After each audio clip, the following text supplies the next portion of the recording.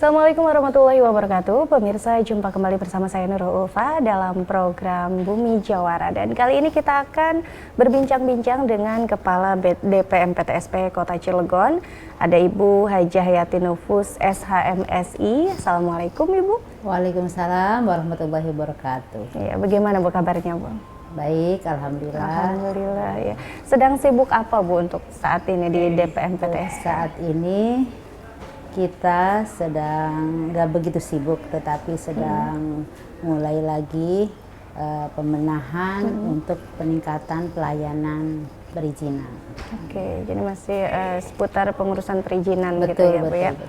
Oke, pada kesempatan hari ini, pada podcast ini kita akan membahas tentang investasi Bu. Seperti diketahui bahwa di Provinsi Banten untuk triwulan akhir tahun 2023 ini nilai investasi se-Provinsi Banten itu sudah tercapai alhamdulillah di sekitar 95% ya, atau sekitar 78,6 triliun rupiah dari target 80 triliun rupiah, dan 35%-nya ini merupakan capaian nilai investasi dari Kota Cilegon, dan ini nilai yang cukup tinggi, yakni sekitar 28 triliun rupiah begitu ya Bu ya, dari target 13 triliun rupiah. Nih, bisa Ibu jelaskan bagaimana Bu bisa mencapai nilai investasi yang cukup tinggi sampai 35% ini di Provinsi Banten? Ya, terima kasih Mbak.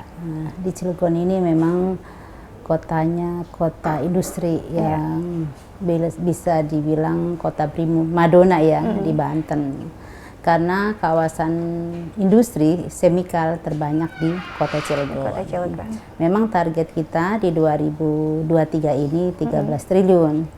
Ternyata berapa kali lipat itu? Dua kali lipat ya. Dua kali lipat, ya. Mencapai 28,135 kalau tidak salah. Benar-benar luar biasa. Tentunya hal ini banyak sekali pengaruhnya, multiplier effect untuk tenaga kerja dan peningkatan perekonomian di Kota Cilegon. Kami menyambut baik itu, makanya kami memberikan kemudahan untuk industri seputar wilayah Kota Cilegon. Jadi kami tidak ada bahasa memperlambat perizinan, dan kami memberikan image welcome untuk para investor ke Cilegon. Jadi sama sekali tidak melama-lamain, tidak melambat-lambatin. Jadi open dengan syarat bahwa perusahaan tersebut, investor tersebut, pertama sudah jelas harus patuh dengan norma hukum. Artinya di sini investor itu harus mentaati peraturan perundang-undangan. Kemudian yang keduanya, investor tersebut atau kita disebut industri, perusahaan tersebut harus patuh terhadap LKPM, laporan kepatuhan penanaman modal. Itu mau tidak mau harus, karena supaya kita melihat sejauh mana kelengkapan dia, perusahaan dia, dan laporan kepatuhannya terhadap pemerintah daerah Kota Cilegon. Kemudian yang ketiganya tentunya tata kelola manajemen perusahaan tersebut. Apakah perusahaan tersebut kalau memang big, perusahaan besar, tetapi kalau tidak dibarengi dengan manajemen atau tata kelola perusahaannya, tidak akan lancar, tidak akan sukses lah di perusahaan yang berdiri di Kota Cilegon. Jadi betul-betul harus mematuhi itu. Dan yang paling utama dan paling penting itu kontrak sosial. Artinya industri itu mematuhi dan mengerti, paham tentang tanggung jawab sosial di masyarakat. Karena tidak akan sukses industri kalau tidak memperhatikan lingkungan setempat. Sosial di sini kan berarti ada masyarakat. Masyarakat, ada industri, ada pemerintah. Jadi tripartit hubungannya benar-benar harus ada harmonisasi. Masa perusahaan berdiri tiba-tiba di demo? Berarti kan ada sesuatu. Sisi sosialnya tidak dipatuhi. Betul. Jadi memang kalau diamati selama ini ada saja setiap industri itu berdiri 20%-nya, 30%-nya pasti ada gejolak masyarakat. Baru ini juga kami diundang dewan, hearing di dewan. Ada salah satu perusahaan sudah tahap pembangunan, tetapi masyarakatnya demo. Berarti ada apa? Yang disalahkan pasti kenapa perusahaan itu enggak memperhatikan masyarakat pasti itu. Terus keduanya, kenapa pemerintah diam saja? Nah, ini berarti ada hubungan yang tidak harmonis. Jadi hal yang paling penting sosialnya. Oke, jadi kemudian harmonisasi itu paling utama ya. Harmonisasi yang paling utama. Ya seperti rumah tangga, kalau nggak harmonis, misalnya anaknya nakal, ibunya nurut gitu, pasti ada gejolak. Begitu juga sebaliknya. Betul-betul ada harmonisasi. Ya, betul. Kemudian selanjutnya di sini industri juga harus mematuhi norm budaya, artinya aturan budaya, adat istiadat. Jadi artinya di sini perusahaan tidak hanya menempatkan pabriknya di tempat yang pas, juga dia bisa menempatkan, misalnya kita ekspatriat ya, ininya bahasa ekspatriatnya benar-benar yang lingkungannya sesuai gitu, sesuai. Jadi jangan terlalu berdekatan dengan pribumi. Gitu. Jadi ada batasannya. Ada batasan. Ya? Dalam hal ini harus ada tembok lah kita bahasanya. Jangan di sini. Biar sama-sama nyaman ya, Bu. Sekalian juga ke pemerintah daerah ini sekedar masukan, ada bentuknya bangunan atau apartemen yang sesuai RT RW-nya untuk benar-benar real estate atau namanya apa sih khusus gitu untuk perusahaan, untuk pemukiman orang-orang yang dari luar itu. Gitu. Ya. Jadi memang harus semua pihak dilibatkan ya, Bu ya. Baik tidak hanya perusahaan dengan pemerintah, tapi juga memikirkan bagaimana dampaknya terhadap masyarakat gitu.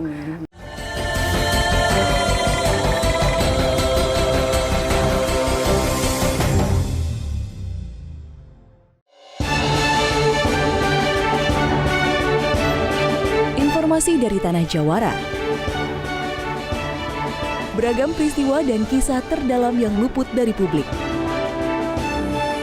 Kami sajikan dalam Bebeja, Beritanya Banten. Bebeja di JPM TV.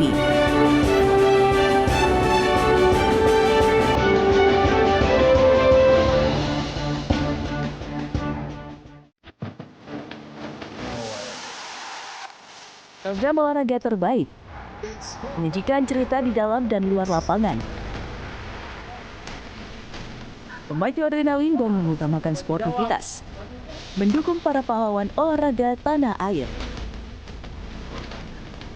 Semuanya tersaji di bintang lapangan di JPM TV.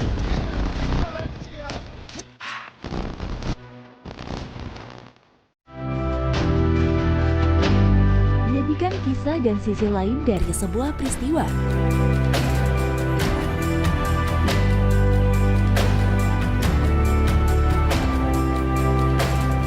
Menyuguhkan cerita-cerita yang dikemas dalam feature yang menggugah inspirasi.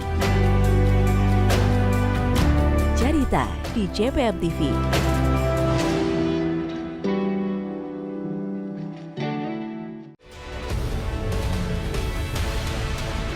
Merangkum berita dari seluruh Nusantara, menyuguhkan peristiwa dari beragam sudut pandang.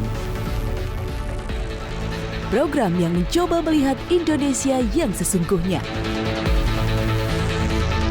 Nusantara Kini hadir setiap hari di JPM TV.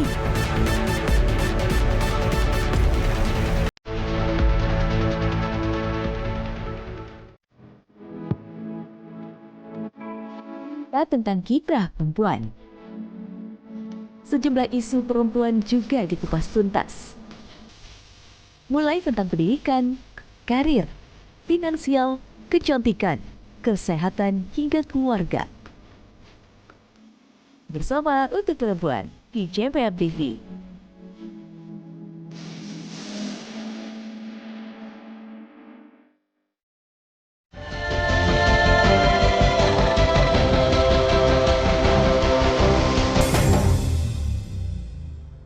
Kalau untuk strategi khusus ada tidak sih, Bu, untuk pendekatan dengan para calon investor gitu kan, kita juga tidak mungkin melepaskan begitu saja ya, Bu ya.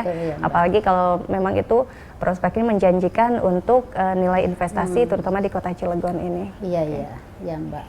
Jadi sebenarnya kita itu minggu kemarin kalau nggak salah kita punya acara namanya Forum Bisnis and Investasi ya, and Investment, ada English and Award gitu. Iya. Kita itu memberikan perlakuan khusus kepada investor supaya apa? Dia datang ke sini berarti membawa modal untuk usaha kita. Betul. Kita menyambut baik.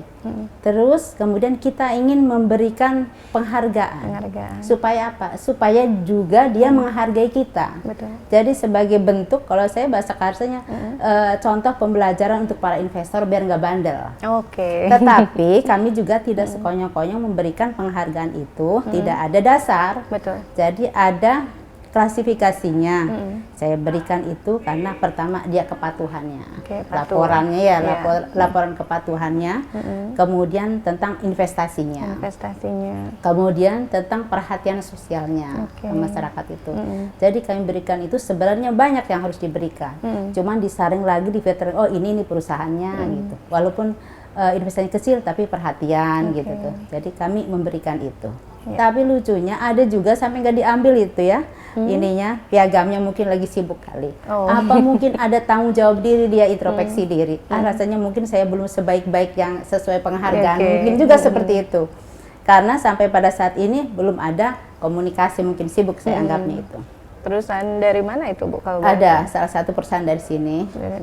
Saya nggak sebutkan, tapi perusahaan itu perusahaan besar.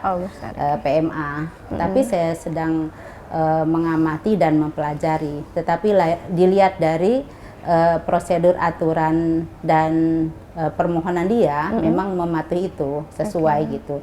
Cuman untuk dari segi ininya penghormatan atau menghargai pemerintahnya belum kelihatan. Masih minim gitu ya. Tapi saya tetap tidak menyalahkan satu perusahaan itu. Berarti mungkin kita yang belum luwes. Tadi juga ketemu di Dewan ini. Saya memberikan penghargaan piagam seperti itu, kok nggak diambil ya? Saya cerita sedikit ya. Oh Ibu mohon maaf, kami belum banyak memberikan yang terbaik untuk Cilegon. Jadi saya malu Bu mau menerimanya. Oh kenapa harus malu? Ayo kita mulai sekarang, jabat tangan sama saya. Jabat tangan dia. Tolong kata saya, CSR, bantuan ke masyarakat, tolong diperhatikan. Gampang sama saya mah perhatiannya. Yang penting sama masyarakat dulu. Gitu. Oh siap Bu, di mana saja saya memperhatikan 8 kecamatan 43 kelurahan itu harus dikunjungi, tapi bukan berarti door to door, tetapi bentuk perhatiannya kepada pemerintah melalui pemerintah untuk masyarakat. Iya, artinya kan di sini kan ada blok misalkan di Merak dan Grogol itu banyak industri semikal. Ciwandan, Citangkil, kecamatan disebut ya. Kecamatan Ciwandan, Citangkil, semikal juga. Nah di tengah-tengah ada 4 kecamatan Cibeber, Cilegon, kemudian Purwakarta, Jombang, nggak ada industri. Makanya saya pesan tadi tolong semua kecamatan harus diperhatikan. Jangan selalu yang berdekatan. Memang yang prioritas itu kan yang berdekatan. Karena yang paling menghirup baunya, debunya kan yang terdekat. Paling terasa dampaknya. Iya, dampaknya terasa. Kan pingsan duluan kan yang terdekat. Yang sebelah sana mungkin baru Senin Kemis napasnya. Jadi tetap harus disamaratakan. Jadi di sini asas berkeadilan harus diutamakan. Karena kita sama-sama kan butuh menghirup udara segar, jadi harus sama-sama saling melindungi dan menjaga. Jadi tanggung jawab sosialnya harus diperhatikan kepada masyarakat. Betul. Jadi kalau dia ingin menghargai, ya kita juga menghargai. Jadi pertama untuk saling menghargai, itu nomor satu. Ya tadi yang ajang atau event yang Ibu bilang itu penghargaan Cilegon Business Forum and Investment Award 2023 ya Bu ya, untuk beberapa kategori. Ada penanaman modal asing, kemudian modal dalam negeri dan UMKM. Betul. Saya UMKM belum disindir ya. Kenapa UMKM itu kami juga memberikan penghargaan? Karena di sini perlunya pemasaran. Jadi UMKM kita itu banyak sekali, banyak kerajinan, banyak makanan, kuliner sebagainya. Tetapi yang belanja orang-orang lokal. Saya makan gipang lagi kan bosen. Jadi maksud saya, ayo teman-teman UMKM, mumpung ini ada ajang award dan ketemu orang-orang yang aneh bagi kita, maksudnya orang luar, apa salahnya kita pasarkan. Betul. Yuk kata saya. Terus nanti dibuatlah di situ di forum kan ada meja bundar-bundar, taruhin Gipang di tiap meja, pokoknya sepantasnya aja supaya orang Korea nyicip ya Bu ya. Akhirnya dia cicip catat kartu nama, tolong disimpan di meja supaya mereka telepon kita, supaya dia kalau mau pulang ke negaranya bawa tuh oleh-oleh Gipang segala macam, rengginang supaya dibawa. Tapi ya sudah, ini udah mulai sedikit-sedikit. Udah ada kemarin itu, saya lupa tuh, ada salah satu UMKM mengucapkan terima kasih, ada WA-nya. Ibu terima kasih banyak, saya kebagian rezeki, ada pesanannya aneh. Itu tuh opak dari singkong, dikasih gula itu. Perasaan kata saya lagi di sana, ini ya apa Gipang, tapi ini minta singkong diaduk sama gula, dia suka gitu. Kata saya alhamdulillah, walaupun sebungkus kecil saat itu diberikan di meja, tetapi manfaatnya luar biasa. Berarti kuliner daerah goes to internasional gitu ya Bu ya.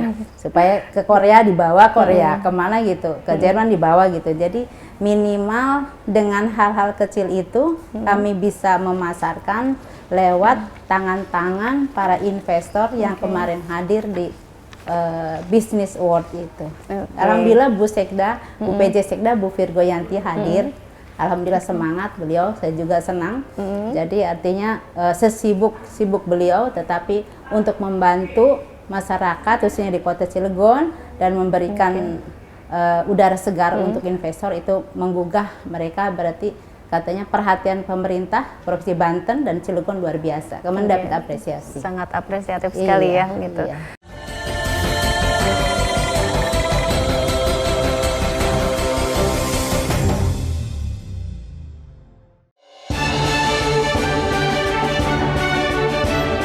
Informasi dari Tanah Jawara. Beragam peristiwa dan kisah terdalam yang luput dari publik kami sajikan dalam Bebeja, Beritanya Banten. Bebeja di JPM TV.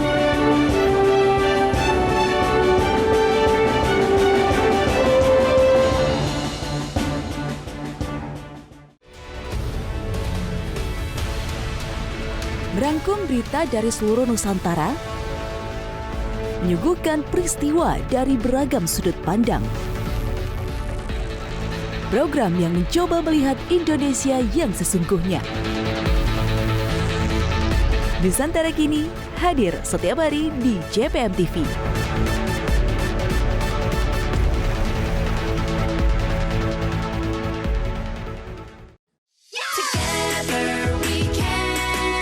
Belajar dan bernyanyi bersama Bada dan teman-temannya. Gak cuma mengajak kalian bermain, tapi juga dapat banyak ilmu baru. Ikuti terus petualangan mengasyikkan Bada si pemberani dan kelima sahabatnya yang akan membuat kalian melompat dan riang gembira. Yuk, tonton terus Bada Namu setiap hari di JPM TV.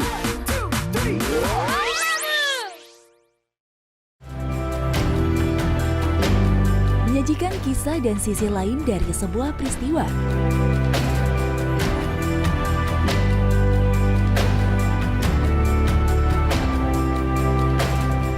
Menyuguhkan cerita-cerita yang dikemas dalam feature yang menggugah inspirasi. Cerita di JPM TV.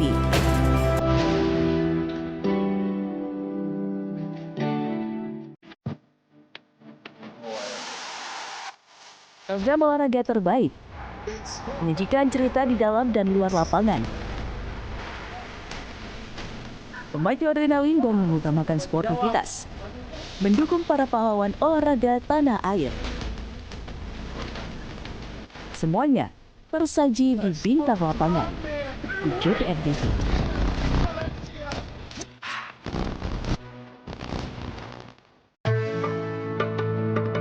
Pengalaman menjadi pelajaran hidup bagi umat manusia.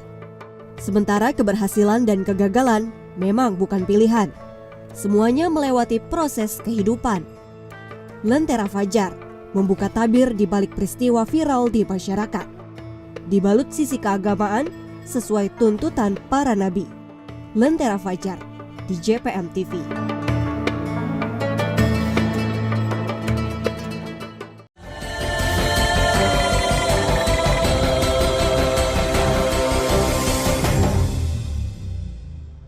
Selain bicara tentang strategi, tentu tadi kan industri di Kota Cilegon dikenal dengan daerah industri ya Bu ya. Jadi wajar sepertinya kalau nilai investasinya pun tertinggi begitu di Banten. Nah, sebetulnya di Kota Cilegon apakah hanya unggulannya itu hanya industri saja atau ada sektor lain yang menjadi unggulan juga Bu? Kelihatannya ya, dilihat, didengar dan primadonanya semikal ya, kimia yang terbesar itu yang membawa investasi terbesar.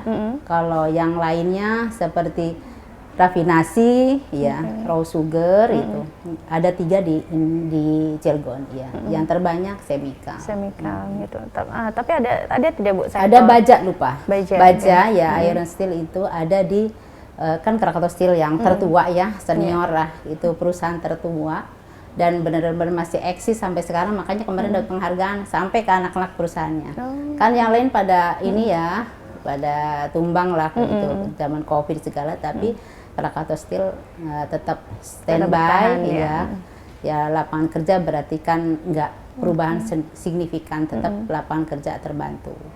Kemudian di ujung sana di Ciwandan ada Indovero, itu pabrik baja steel. Gitu. Jadi tetap unggulannya di semikal, kimia dan baja begitu ya. Itu. Terus gula. Kalau untuk yang lain semen ya. Semen ada juga. Semen Padang, semen Jakarta, semen Merah Putih, semen Gresik, semen Bosowa. Kenapa hafal? Karena rumahnya di Ciwandan.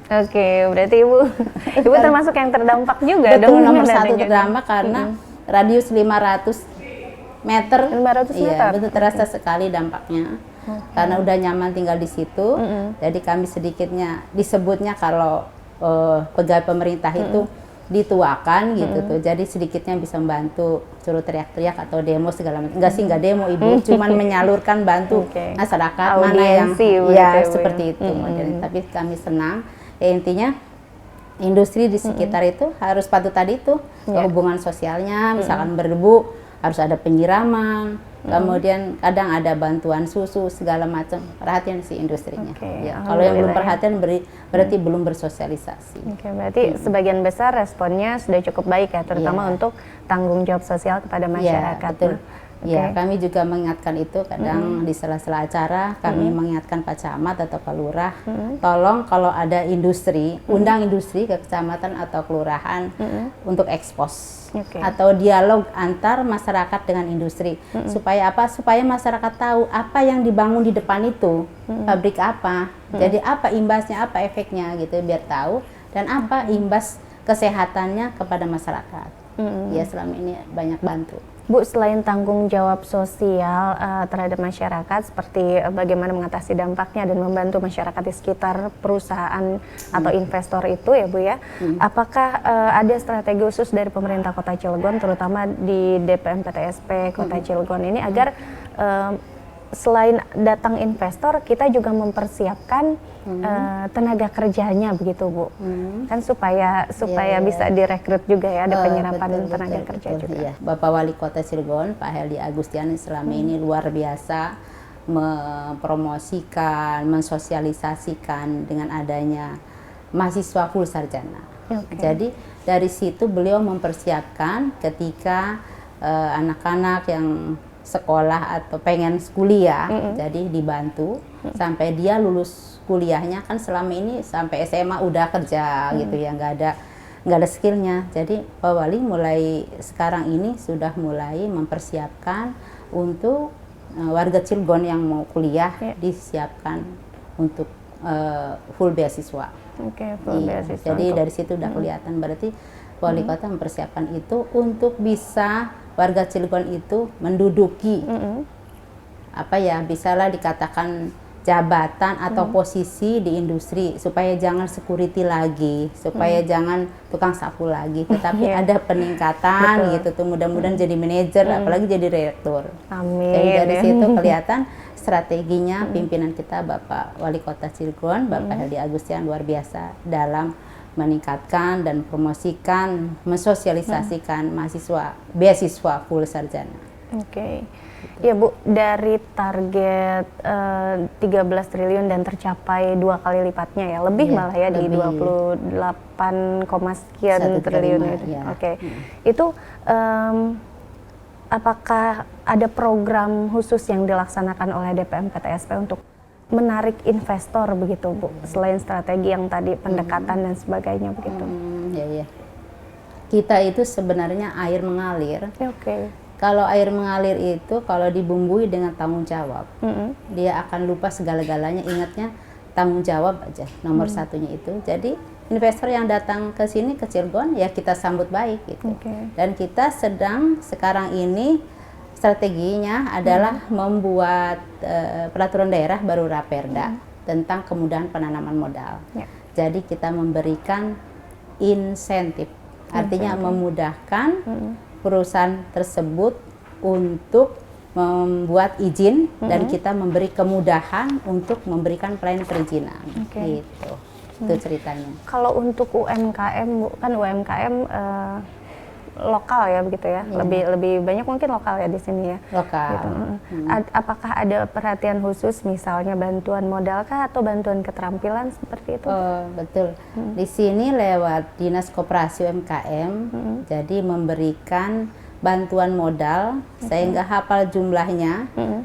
Jadi yang pasti setiap UMKM itu diberikan modal untuk meningkatkan produk UMKM-nya.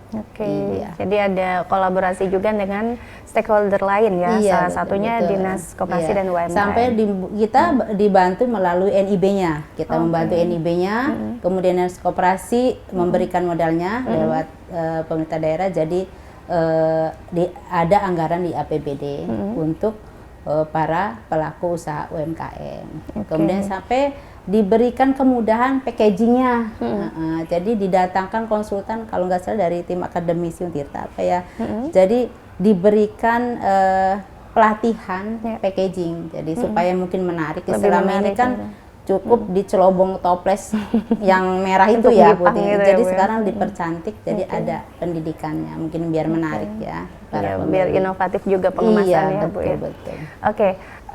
Bu, bicara tentang investasi dan ini juga sekaligus menutup podcast kita kali ini, mungkin ada yang ingin Ibu sampaikan nih target kedepannya untuk investasi di Cilegon seperti apa, dan juga semacam ajakan lah untuk para investor baik yang lama maupun yang baru mungkin untuk lebih meningkatkan investasinya di Kota Cilegon. Silakan Bu. Terima kasih Mbak. Jadi kami mengajak para investor, ayo berinvestasi di Kota Cilegon. Kami memberikan pelayanan, kami memberikan kemudahan untuk kemaslahatan warga Cilegon.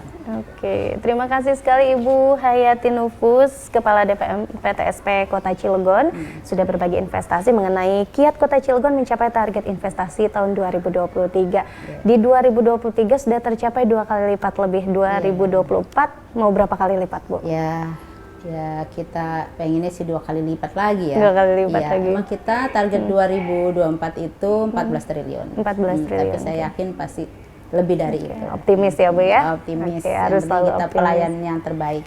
Terima kasih Ibu sudah berbagi informasi bersama kami di Bumi Jawara. Dan pemirsa, itu tadi perbincangan kita dengan Ibu Hayati Nufus, Kepala DPM PTSP Kota Cilegon. Kita jumpa lagi di episode berikutnya hanya di Bumi Jawara. Terima kasih dan sampai jumpa. Wassalamualaikum warahmatullahi wabarakatuh.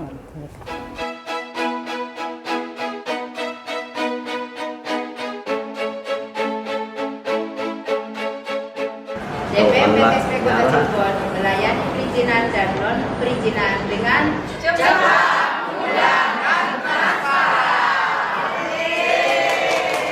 Banten menawarkan kemudahan berusaha dengan pembangunan infrastruktur di berbagai bidang yang semakin pesat. Regulasi yang memudahkan serta dukungan pemerintah yang aktif, tentunya hal ini turut mendukung iklim investasi di Banten semakin menjanjikan untuk menarik minat pengusaha baik lokal maupun asing untuk berinvestasi di berbagai sektor. Ayo, tunggu apa lagi? Segeralah berinvestasi di Provinsi Banten.